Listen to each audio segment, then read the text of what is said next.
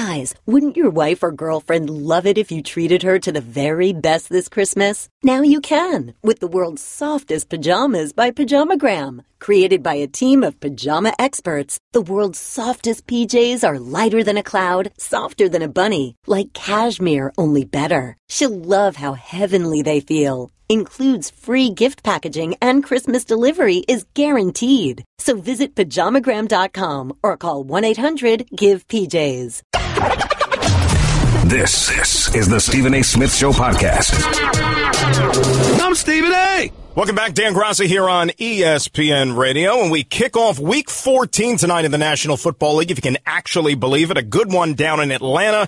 Defending NFC champion Falcons will play host to the Saints, but that's just one of the many storylines in the National Football League, and we'll talk about a lot of them now with our next guest. He is, of course, our very own analyst here at ESPN, and that is Tedy Brusci. Teddy, it's Dan Graca. Great to hear from you. How you doing? I'm doing good, Dan. Thanks for having me on the show. Appreciate it very much. And let's get some business stuff out of the way here. Roger Goodell has a new contract to spearhead the National Football League for the immediate future. $40 million annually in compensation. Now, that's almost like Tedy Brusci money when he was playing. What do you think about that type of deal now for the commish? Well, I think, where else would they go? I mean, they've got that collective bargaining agreement coming up pretty soon. I believe it's in 2021. Roger Goodell took them through the last one, so they need to look ahead also. This is a guy that's taken a lot of bullets for the ownership, for the membership, as they like to call it sometimes at their league meetings. So that membership, for them to have that piece that takes a lot of criticism for them, Roger Goodell's done a good job of that in the past, and also he's made these guys a lot of money. He's made these guys a lot of money, as you said, the owners as well. And, your former group there, the players, a lot of them have been very vocal and outspoken the last couple of days over this, saying, well, we're the ones that put our necks on the line each and every week, and their compensation pales in comparison to what the commissioner got. You being a former player, is that something that resonates with you? I think that it does. It does. I mean, the money that players make will always pale in comparison to what the commissioner makes, what the owners make, things like that. I think the pay scale of a player is different, but I think there's more to that by them, being dissatisfied by this deal. The players feel that, there's a lack of connection with the players' union or the players themselves to Roger Goodell, that there's been a lot of examples in the past where he's been, quote unquote, the enemy to them. He's the one that's fining them. He's the one that's making all these rules that makes the game harder for them. He's the leader of it all. So there's a little bit of an angst right now between the players and the league office. And, in my opinion, they've extended that angst. Roger Goodell is the symbol of it to a lot of players. You want to ask someone and get someone agitated in the NFL, go up to their locker and ask them about the commissioner, and they'll have a lot to say. So that'll continue. But in terms of for the owners, for them, I think they did what's best. Talking with Tedy Brusci here on ESPN Radio. You being a former linebacker, your job was to hit people. Your job was to deliver hard hits. And we all saw what went down Monday night in Cincinnati with the Steelers and the Bengals. A lot of them probably, you would say, crossed the line, and there were penalty flags administered as such. And, a lot of players, again, have been very vocal. A lot of fans have been vocal over the last couple of days saying, well, football's not the way it used to be. But I do think there is a fine line between what's in the rules and then playing outside the rules. What side do you stand on in terms of what went on Monday? Because after all, you were a linebacker. Yeah, that got dirty. That got ugly on Monday in terms of, reverted back to more than a decade of how the game used to be, and it just can't be that way anymore. And I think we took a step back because what we're trying to do is protect the players. And I mean, the first time I played football, I was 14 years old, and I got my helmet. And my first thought was, man, it's going to be cool to hit somebody with this. And that whole thought process was wrong, and it's wrong now. It's just not the way it is anymore. You pick up that helmet, and what you need to learn is that it is for protection. That's what players still can't seem to grasp. lot of players have. Have I seen examples of players trying to take the head out of the equation? I have. So the awareness and the application has happened, but you take a step back like that, and every high school youth player sees that, and they think it's okay, and it's not that way. You can't play that way anymore. It's for the health of the players. We're talking brain health. We had CTE discussions endlessly. The game has to be cleaned up for a safety. In terms of safety, there's a way to tackle that's better and lower that target and take that targeting out of it. And that's a conversation which I think is just going to continue on, certainly. Earlier today, the Cleveland Browns, Teddy, they decided to move on from Sashi Brown as their general manager after just a couple of years, and another GM, and they say Hugh Jackson is going to still be the coach next year, but he's only got one win on his resume in the last couple of years. I mean, it's easy to just ask, is there any hope for the Cleveland Browns? But I'll ask it a different way. If you were a college player, let's say in your junior year, and you were a hotshot NFL prospect, like one of these quarterbacks potentially that could enter the draft, and you see the Cleveland Browns sitting there with the first pick in the draft, would that give you some pause and some hesitation to declare for the draft, given I don't want to play for that team because they have no idea what's going on? I think the initial reaction of any college player, and if you realize you have a potential to be the number one pick, it's excitement. That's the first emotion, is excitement. After you see it's the Browns, I think you would say, man, I do wish it was somebody. I do wish it was somebody else. I mean, so it's warranted. I mean, it's been like a revolving door there. I just see confusion when I think of the Cleveland Browns for the last many years that it's been. GM's out, coaches out, and who knows if Hugh's safe. I mean, I love Hugh as a coach. A lot of players do, but the GM comes in and says, you know what, I have a guy. We need to do an entire overhaul. This is my opinion. And then there we go again. So the Cleveland Browns, I can give you the player perspective, the current player perspective also, thinking as they'll have a lot of money to entice free agents there. And free agents, I think, will definitely take a long, hard look at it and say, I don't know if I want to go there, even if you're paying me a couple million more than this other team where I think that I have a chance of winning. That's just my perspective. Where there'll be some players that say, I just want to go where I get the most. Maybe that's Cleveland. That's the way it's going to be. But in terms of structurally and stabilization, you're not going to get that in Cleveland right now, and that's how everyone sees it, unfortunately. When you look at the Giants, it's been a tumultuous season by and large, and clearly the last couple of weeks with the Ben McAdoo ouster, the Jerry Reese firing as well, and Eli Manning back over to the bench and now back starting again this week against the Cowboys. Do you think that anything can materialize, Teddy, over the last 4 weeks of the season to where Eli Manning all of a sudden then is part of this team's plans again as the starting quarterback in 2018? I mean, if he goes out there and they play good football and start winning, who knows, maybe Steve Spagnuolo, I mean, he captures, once again, the player's interest and they start playing hard. Who knows? I mean, still, they've got a lot of injuries to worry about. But Eli, maybe he goes out there and plays well. Yeah, I'm sure I can see that. That maybe they still want Eli to be a part of the future. There's still a lot can be shown in the last month. When you look at the AFC, clearly your old team is head and shoulders above everybody else and would still have to be the presumptive favorites. A little bit more wide open, though, in the NFC. When you look at a lot of quality teams, Minnesota, of course, Philadelphia, you can't discount the Saints, even an upstart like the Rams. Is there one team that you see in the NFC that you would put above all others right now?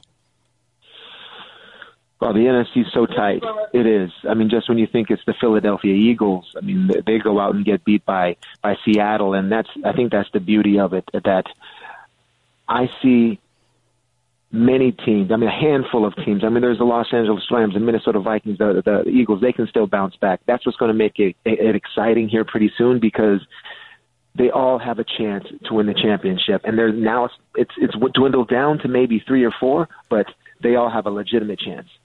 Did you think your old quarterback would still be slinging it around like he is doing at 40 years of age? I mean, it's almost ridiculous what he still does. Yeah, I didn't think it was possible, what Brady has shown, but he keeps defying the odds, and he never will let up. He just continually wants to keep winning and wants to keep winning. It's an addiction to him. Final thing here, and, the AFC, you have to say that the Pats are the favorites right now, Teddy, but if you had to right now give a legitimate number one serious challenger to their supremacy in the AFC, who would it be? Would it be the Steelers? Yeah, it'd be the Steelers. And that's, it's the Patriots have a game where, they're playing at Jacksonville or playing at Baltimore and they have 3 or 4 turnovers, something like that, and play uncharacteristically. But, the Steelers, it's going to be them in New England, I think, in the AFC Championship game. Teddy, thanks for a couple of minutes today. Appreciate it, and we look forward to talking again soon. All right, guys. Take care. Thank you. Tedy Brusci, NFL analyst for us here at ESPN. Still a lot more to do here. Dan Graca filling in for Stephen A. on ESPN Radio.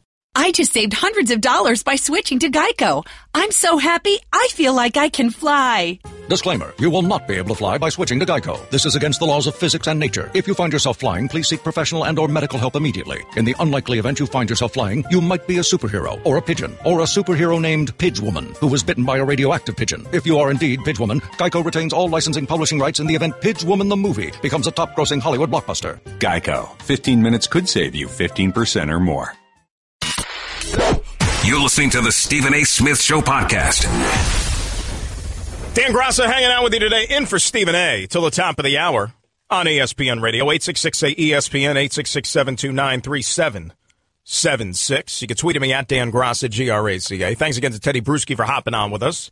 Good NFL talk with him. To piggyback off of what we were talking about with Monday night, and the episode there in Cincinnati between the Steelers and the Bengals, unfortunately, in the first quarter of this game, and it really had nothing to do with an illegal hit or a questionable hit, it was just a football play, unfortunately, one that we've seen way too many times in the past, and Ryan Shazier of the Steelers made an awkward tackle and, was lying there motionless and had to be helped onto the cart and carted off in the field and into the hospital and all that stuff. And we pray for the best for him and his continued recovery so he can, resume a normal life. Forget about football. Resume a normal quality of life. But a statement that was put out by the hospital, the UPMC neurosurgeons and Pittsburgh Steelers team physicians, this was just moments ago. Last night, UPMC neurosurgeons and Pittsburgh Steelers team physicians, Doctors David Okonkwo and Joseph Maroon, performed spinal stabilization surgery on Ryan Shazier to address his spinal injury. And that's all the information that was given, nothing about what his condition is, prognosis for recovery, nothing like that. So he had spinal stabilization surgery last night. So, again, we send our best thoughts and prayers to Ryan Shazier and everybody involved there, that everything will be on the up and up sooner rather than later. As far as what Teddy and I were talking about, and we could get into it here a little bit, and love to hear from you at 866-ESPN, 866-729-3776, just about where things stand right now. And it's a fun time, too, as a football fan, because you got 4 weeks left in the season. We're in the final quarter, and, we're starting to separate who's going to be playing in January and who's not, and who's a contender and who's a pretender, and those sorts of things. I think in the AFC, and I posed the question to him, and granted, he's a Patriot, right? Of course, I'm sure he has a little bit deep down that he's always going to be pulling for those guys up in Foxborough. But, you got to be realistic. I know the Pittsburgh Steelers are 10-2 right now, and I know that there is a game on the schedule next week, right, at Heinz Field between the Steelers and the Patriots, which might go a long way towards determining who's going to get home field in the AFC Championship game, because I think it goes without saying they're the two best teams right now in the AFC. Clearly, the nosedive that the Kansas City Chiefs have been on in the last several weeks, you have to say that, they're no longer a legitimate contender. But at the end of the day, and I don't know, you may feel differently, I just have a hard time believing that the Pittsburgh Steelers are going to go into Gillette Stadium in late January and beat the Patriots in a football game. I just can't believe it. Tom Brady has had the upper hand on Pittsburgh throughout his career. Bill Belichick, same thing. When they've played in the playoffs, Brady and Belichick find a way to get it done, right? They've been the one bugaboo for the Steelers. It's funny how it works out. Baltimore was always the team that seemed to give the Patriots fits in the playoffs. Well, the Steelers or the Patriots are always the team that seems to have the Steelers number. And I'll say this, even if the game is in Heinz Field, do you really have any doubt that New England can't go into Pittsburgh and win a championship game or win a playoff game? They've done it already, right? Think back to it was a long time ago, but 2004, Steelers were 15-1. They had Ben Roethlisberger as a rookie. They had the AFC Championship game at home. What did Brady and Belichick do. They went into Pittsburgh and beat them. And they could easily do it again. So until I see it, I'm not going to believe any differently that the Patriots are the team to beat in the AFC. As far as the NFC, that is a whole different ball of wax. And that, I think, is where you're going to see a lot of fun in January in terms of the playoff side of things. Your guess is as good as mine. Who's going to the Super Bowl out of the NFC right now? Not even the Super Bowl. Let's back up a little bit. Who's even going to be part of the playoffs? Because you got spots up for grabs right now that I don't know if they're going to be able to hold on to them. And I know we talked about the Packers a little bit there in the first hour and Aaron Rodgers and the fact that he's going to be coming back into the mix next week and whether or not they could still make a run. They're 6-6 right now. They're 6-6. The Lions are 6-6. Dallas, same thing. It's 6-6. 2 games back of the Panthers and the Seahawks, who currently have the 2 wildcard spots. But then you got a team like Atlanta who's at 7-5 in between everybody. So they need help, and they're probably going to have to win out. But if you look at what Green Bay has in front of them here, all right, I know they have the Browns this week, and we made jokes about Cleveland and everything. Just don't stub your toe. Wouldn't this be typical, right? Watch the Browns shock the world. Brett Hundley reverts back to being a pumpkin, can't move the offense at all this week, and watch Cleveland win and ruin Green Bay's season. So when Aaron Rodgers comes back, it's going to mean absolutely nothing because they already lost to the Browns. But if they take care of business in Cleveland, they're going into Carolina next week. That is a huge game. That could pretty much spur them on. It doesn't guarantee them anything, but if they want to be part of the postseason, they're going to have to beat the Carolina Panthers. Is it impossible? Absolutely not. Absolutely not as long as Aaron Rodgers is playing. So they play Carolina next week. Then after that, they're home for the Minnesota Vikings. Then they finish out at Detroit. It is not an easy schedule, but remember something. Green Bay, way back when, if you can remember that far back, week 1, Green Bay beat the Seahawks. Beat him at Lambeau Field. Kind of an ugly game, but they found a way to win when Rodgers was still healthy and he was playing.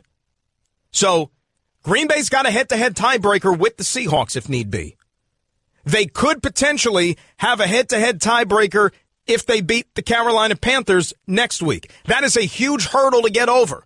If you could already take care of those 2 things, then you have to hope that you get some help from some other clubs along the way. Because it's not just Carolina and Seattle. As we said, Atlanta's ahead of you right now. And if you remember about Atlanta, Atlanta beat the Green Bay Packers earlier this season. So they don't have a head-to-head with the Falcons. They're going to need some help. They got a lot of work to do. They're probably going to have to win out. But if number 12 is under center, I wouldn't put it past them. And there's a part of me, I want to see that guy playing football in January. Because the games become that much more exciting, that much more watchable if he is the quarterback. 866-ESPN, 866-729-3776. And there's a lot of question marks. All right, Philadelphia's 10-2 right now, and I love the way they played football this year. But can we sit here convincingly and say, oh, yeah, the Eagles are going to the Super Bowl? I can't. Carson Wentz, who's still only a second-year quarterback, never been in a postseason game before? You know, are you a believer in the Minnesota Vikings with Case Keenum as their quarterback? I mean, the defense is not going to be able to get them there entirely. Eventually, the offense has to make some play. Their defense is not the 85 Bears. It's not even the 2000 Ravens. Hell, it might not even be, Denver's defense from a couple of years ago. Or Seattle would help them win a championship. Case Keenum's going to have to make some throws here and there in a big spot in a postseason game. And it might be on the road, for example, outdoors in Philadelphia. He going to handle that? I don't know. Rams, same thing. I'll tell you right now, if I had to roll the dice, the team that I might be buying right now that has a real good shot of getting to a Super Bowl with the way they play, and you have never been able to say this about this football team since they began their run a decade ago, and that's the New Orleans Saints. All right, that's a dome team, and for a long time they were that dome stigma. They only thrive indoors. Once they go outside and deal with the elements, it's not suited for them. They're not a tough team. They're not a physical team. They're a finesse team. They air the ball out. Drew Brees throws it 40, 50 times, and they try to outscore you. Well, now they play defense. Now they run the ball between Mark Ingram and Alvin Kamara. They are fantastic in that regard. And Drew Brees throws the ball when he has to. Okay, they don't rely on Drew Brees because he's not the same quarterback anymore either. He's lost a little bit of zip. He can't sling it all over the field like he did earlier in his career when he was the 1, 2, and 3 option for the New Orleans Saints. And that defense has been better. Give Dennis Allen credit. Wasn't a great head coach, but you know what? He's got this thing figured out down there in New Orleans. And give credit to the front office, Mickey Loomis, Sean Payton. They had a phenomenal draft. You got rookies contributing to that team up and down the lineup, and that's the foundation of your football team. So it's really no coincidence that New Orleans is sitting there playing as well as they are. If they can win that division and you got to go into their building, which is now a rowdy environment again, it's going to make it even that more challenging. But I would not be shocked if the Saints are back in a Super Bowl this year, and who would have thought that was possible way back in the summertime? We'll talk about it with you at 866-SAY-ESPN, 866-729-3776. Dan Graca till the top. In for Stephen A. on ESPN Radio. Guess what? You're in the middle of the Stephen A. Smith Show podcast. Damn it, I mean it! Until the top of the hour, Dan Graca in for Stephen A. 866-ESPN, 866-729-3776. Let's get back to the busy phones. Jose in New Jersey is on ESPN Radio. Jose, what's going on? Oh, yeah, I got a question about the Gronkowski hit. When he hit that man on the floor like that, he only got a 1-game suspension. Right. Now you have another person going to the hospital now with spinal surgery. The reason they gave him a 1-game suspension because he has to play the Pittsburgh Steelers. So the NFL is saying safety, safety, safety, but now they're worrying about their ratings. The same thing with Manny. He's going to go play Dallas Cowboys after the damage is done, and yet he's going to go play in there and get slapped in the face for that. That's like a little kid, an adult saying, I'm sorry, my son, I made a mistake. I'll go play. So you don't think that the NFL was fair in the way that they slapped the penalty on Gronkowski because you think that there was an ulterior motive because you wanted them, or they wanted to make sure Gronkowski was on the field for that game against Pittsburgh in 2 weeks? Exactly. Yeah, but see, here's the thing about that, Jose. And look, I can see where maybe you would think that, but remember something. Troy Vincent is the guy in charge of discipline, not Goodell in this case. When it comes to like a guy getting suspended 1 game or for something that happens on the field, that's Troy Vincent. That's not Goodell. I don't think Troy Vincent has any say or concern as to what happens with these games and who's watching them and the appeal for TV. I don't buy that. And remember something else, because we've seen this already with what happened in Oakland a couple of weeks ago with Michael Crabtree and Aqib Talib. Even if they gave Gronkowski a 2-game suspension, you know what would happen? Gronkowski would appeal it, and you know what the league would probably do? They would probably knock it down to 1 game. So I think at the end of the day, he got probably what he would end up getting regardless. Yeah, I guess the players will police themselves. But that was just a bad hit. That's all I have to say. It was a very bad hit, and you could make the argument, and Jose, thank you for the phone call. You could make the argument that it probably should have been more. And you're not the only one that's thought that. That's been expressed on multiple fronts here in the last few days. Gave the dude a concussion. And now Juju Smith-Schuster, what he did the other night to Vontaze Burfict, the George Iocca play on Antonio Brown in the end zone, that was still like in the midst of a play. What Rob Gronkowski did to Tre'Davious White in Buffalo, the play was over. Play was over. I mean, that stuff, the WWE, right? MMA would look at what Rob Gronkowski did and be like, ooh, man, that's cold. Oh, my, damn, he did what? Plus the fact that he got a concussion from it. So, yeah, they probably should have been a little bit more harsh. But unfortunately, because we've seen it so many other times, he goes and appeals it, and it would get knocked down anyways. They'd probably lop a game off of it. That was a bad hit.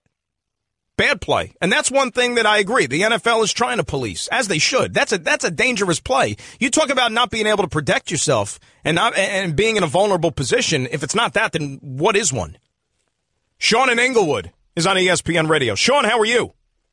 I'm doing pretty good. How about yourself? Good, Sean. What's going on today? I got 2 opinions. I have the Super Bowl team, and I have the Super Bowl dream. The Super Bowl team that should be a Super Bowl are bust every single year, but they can't get it straight because they have locker room issues. Quarterback want to retire. I'm talking about the Steelers here. Okay. Okay. They should be. It all falls on Ben Roethlisberger this year, depending on how he feels. Because when he's going, everybody else is going. Antonio Brown, Le'Veon feel like going. Even I seen last week Martavius Bryant was in on the action. Mm-hmm. But if he's not up to it, they're a bust. And they should really be a Super Bowl team every year with their caliber of team. Their wide receiver core is 1 through 4 is not bums. They have a pretty good, strong core. Their defense is pretty good, but they're just too inconsistent as a franchise. Can I say this about the Steelers this year, Sean, real quick? Let me say this. I actually think offensively, and they're not a slouch by any stretch, I think offensively they've actually underachieved this year. Exactly. Underachieved, because that talent, and I've got burned on this, I think, even the last couple of years. In the summertime, I was praising them for what they have on paper in terms of skill position talent. The Steelers should have been the team that's on the verge of rewriting the offensive record books. Not a team like the Rams, for example, who are lighting up. The Steelers have as much offensive talent than any team in the National Football League, and they should almost be approaching record-setting seasons when it comes to scoring points. They can break records in offensive yards per game with that talent level that they have over there. And that's what makes them dangerous on any given Sunday. I'll give you that. And then even in the playoffs, too. But I hear what you're saying, Sean, and a good phone call, all right? Because the Roethlisberger thing, I've never been in a locker room before as a player, obviously. All right, so I don't know what that does to the psyche of a team during the offseason when you hear reports and you hear your leader talking about, yeah, I might not come back next year. Yeah, I might retire. I mean, is that something that a player gets tired of? Is that something that a guy just really has no use for? The classic example of that was Brett Favre each and every year, right? Brett Favre was a guy who, I don't know, we'll see. Especially those last couple of years they were in Green Bay and then, New York, Minnesota. This might be it. I don't know. We'll see how it goes at the end of the year. Do they really care? Because when you come to think about it, there's so much player movement in the NFL. From year to year to year to year, when you look at the turnover on each of these rosters, do you really put a lot of stock into the fact of who might be here, who might not be here? I really don't think that plays that big of a role. Might not help. Problem with the Steelers is, when you saw Mike Tomlin a couple of weeks ago, for example, already talking about that New England game, and that's where they could get burned. That's where they could get burned. And I think you saw a little bit of that the other night. In Cincinnati, what were they down, 17-0 or whatever it was in that game? By all accounts, even if they're playing a halfway decent team, they lose that game. But the Bengals can't finish. And you talk about a coach living on borrowed time. My God, how many more chances is Marvin Lewis going to get? Holy Lord. But they were lucky to escape Cincinnati. And oh, by the way, you want to look ahead to New England all you want. You got your biggest rival coming up this week. Prime time, Sunday Night Football.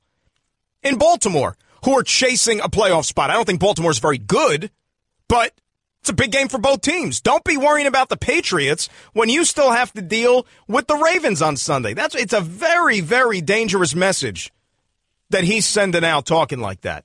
Very dangerous. Mike in L.A. is on ESPN Radio. Michael, how are you? What's going on, man? Michael, what's up? I want to talk about the showdown going on in the Coliseum on Sunday between Wentz and Goff, man. I think Philly got a little exposed for being overrated last week, man. They only beat one team over 500, man. And I think the Rams, they win on Sunday, they won't be the team to beat in the NFC, man. I know we're talking about Minnesota, but I think the Rams are one of the only teams that can go into Minnesota and win, man. Be quite honest. Well, here's this. Let me ask you a question, though, Mike. How can you say that the Rams can go into Minnesota and win when they were just in Minnesota a couple of weeks ago and they got their butts handed to them? I mean, they lost two corners in that game, man. And yeah, but going into the fourth. Yeah, but they only scored. They just pulled away late. I guarantee you, if they go to Minnesota again, they can win that game. Well, I mean, anybody could beat anybody, but here's the problem I say with the Rams. And, Mike, I'm going to let you go because that phone is a little staticky there. The Rams, by all accounts, are an offensive team, right? I mean, that's where they make their money, on the offensive side of the ball. They went into Minnesota, and you could talk about they lost their corners and everything. Well, the corners had nothing to do with their offense. The offense scored 7 points. Okay? They scored 7 points against a really, really good Viking defense. So you could say that they could go in there and beat Minnesota, fine, but they're going to have to do a lot better than they did last time. They put up a touchdown. And if you're going to sit here and you're going to kill the Eagles about, great wins and who have they beaten with look at the Rams' resume. Outside of the win they had against the Saints a couple of weeks ago, Where is their win that's going to, knock you off your feet? What, they went down to Jacksonville and won? It's Jacksonville. When was the last time the Jacksonville Jaguars, played a big game? They still have a lot of work to do in terms of convincing me that they got this thing figured out. Rams are a good story, though. And there's substantial progress there. Did I think that they would be sitting there at 9-3 after 12 games? Absolutely not. Jared Goff. See, Jared Goff, that might be the biggest surprise maybe in the entire NFL this year, at least as far as I'm concerned. I'm being serious. Because Jared Goff had such an uneven rookie season and such an underwhelming rookie season. Throw in the fact that if you remember last year, there was a lot of weight that came on his shoulders because he was the number 1 overall pick in the draft. Jared Goff in training camp and in preseason, and I know they were chronicled on Hard Knocks and all that stuff, but you had guys like Eric Dickerson, Hall of Famers who were close to the Rams. And Eric Dickerson was doing interviews saying that when he was at practice and he was on the sidelines watching these preseason games, Jared Goff looked scared. That was the word, scared. You don't want to hear that about your franchise quarterback. You don't want to hear that about a guy who was the number 1 pick in the draft, that he's scared. You could say he stinks. You could say he doesn't have a good arm, but he's scared. That's something you can't teach. But he's turned it around, to his credit. And the whole organization should be commended how they got this thing up right. Now you got to finish. Remember, the Rams in a couple of weeks, they still got a big one. They got to go into Seattle. Little bit of a revenge game because Seattle got them at the Coliseum earlier this year. You want to win that division? You got the Eagles and you got the Seahawks in the next couple of weeks. And then a trip to Tennessee, which is not going to be easy either. Next 3 weeks are going to tell us a lot about this Rams team, just how much they've grown up and how much they've matured. Still a lot more to do. We're going to the top of the hour. It's Dan Graca in for Stephen A. here on ESPN Radio.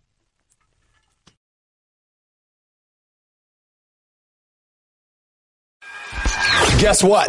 You're in the middle of the Stephen A. Smith Show podcast. Damn it, I mean it! Dan Graca in for Stephen A. till the top of the hour here on ESPN Radio. 866-SAY-ESPN, 867-299-3776. Store this one away into what might come down the pike next. LeBron James, the real estate entrepreneur that he is, and also, more importantly, for yours and mine's concern, soon-to-be free agent in the National Basketball Association, courtesy of our very own Darren Ravel. LeBron has just purchased a 16,000-square-foot home in Los Angeles for a cool $23 million. The home was built on a vacant lot that sold for $5.1 million 2 years ago. Now, I believe that's his second place of residence, or at least his second property that he owns in L.A. So, hey, if you are eventually going to make the move and play in a particular city, I don't know about you, but if it was just me, one place is not enough to live. I think you have to have options when you decide where you want to call home. It's cool, it's nice if you can have one house, but if you have two, why not? Make it happen. So LeBron, at least we know that he's giving himself options if he is going to indeed become a member of the Lakers or the Clippers after this season. And, oh, by the way, could we at least say it while we're talking here? Don't look now, but the Cleveland Cavaliers are making a climb in the NBA's Eastern Conference. Now winners of 13 in a row. Got a little dicey last night, but they're just 3 back in the loss column from the Boston Celtics, who don't lose either, which is a problem. But Cleveland's right there. And remember early in the season we were saying, well, what's wrong with the Cavaliers? Are they going to be into this thing at all? What's going to happen? Well, it's happening. So I wouldn't worry at all about this basketball team and where they're going to end up later on in May and June. Yesterday, if you were listening to the show, we talked a lot about LaVar Ball and the whole mess that the Ball family is. A lot of his doing, of course. Now, we know that LiAngelo is out of UCLA.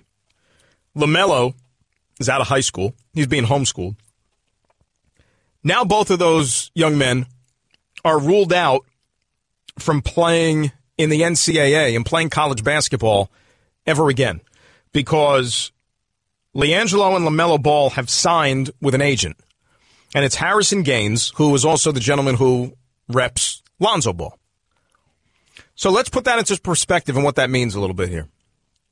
You're never going to see these two kids play college ball, which is not a prerequisite to going into the NBA. If I'm sure that there's designs, and what LaVar has told us for many years is that all three of his kids are going to be in the NBA and be stars, and we know how well that's working out for Lonzo right now. But LaVar Ball in a statement today said that the priority is for both boys to play on the same team. Interesting.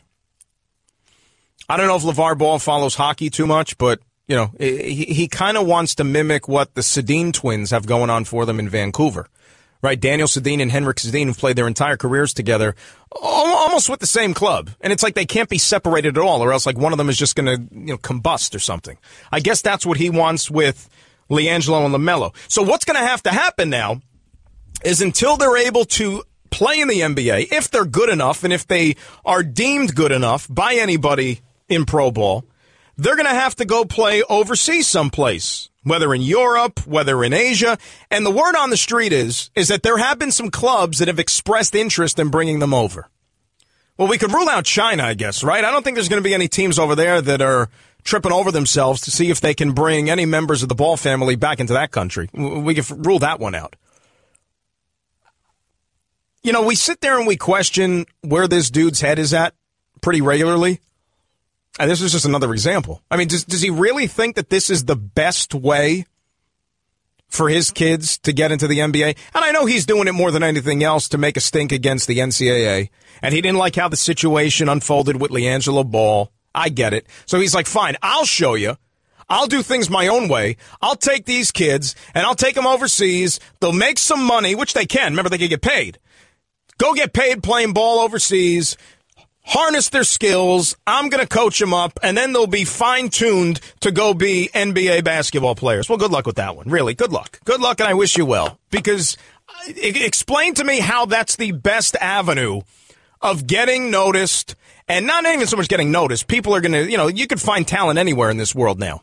But do you really think that that is the best way for them to get coached up and to sharpen their skills? To get into the NBA and to have successful careers, going playing overseas? Is that really the best way to do it? I mean, God help them, really.